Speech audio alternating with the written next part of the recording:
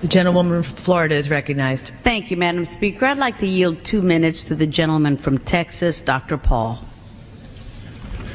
The gentleman is recognized for 2 minutes. Gentlelady for yielding, and I ask unanimous consent to revise and extend my remarks.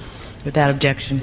Madam Speaker, I rise in opposition to this resolution, not because I am taking sides and picking who the bad guys are and who the good guys are, but I'm looking at this more from the angle of being a United States citizen, an American, and I think resolutions like this really do us great harm.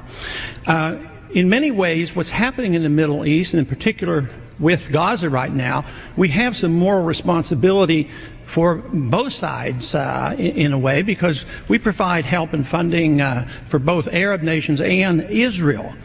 And so we definitely have a moral responsibility, and especially now today, the weapons being used to kill so many Palestinians are American weapons, and American funds essentially are being used for this. But there's a political liability which I think is something that we fail to look at, because too often there's so much blowback from our intervention in areas that we shouldn't be involved in.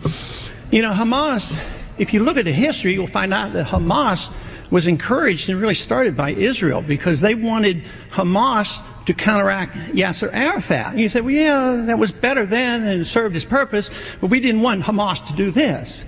So then we as Americans say, well, we have such a good system, we're going to impose this on the world. We're going to invade Iraq and teach people how to be Democrats. We want free elections. So we encourage the Palestinians to have a free election. They do, and they elect Hamas. So we first indirectly and directly through Israel help establish Hamas. Then we have an election. Then Hamas becomes dominant, so we have to kill them. You know, it just doesn't make sense. During the 80s, you know, we were allied with Osama bin Laden. And we were contending with the Soviets. It was at that time our CIA thought it was good if we radicalized the Muslim world. So we financed the madrasa schools to radicalize the Muslims in order to compete with the Soviets. There's too much blowback.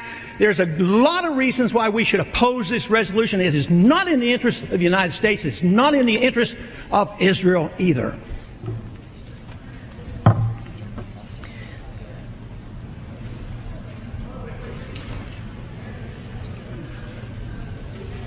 If this were a dictatorship, it'd be a heck of a lot easier. Just so long as I'm the dictator.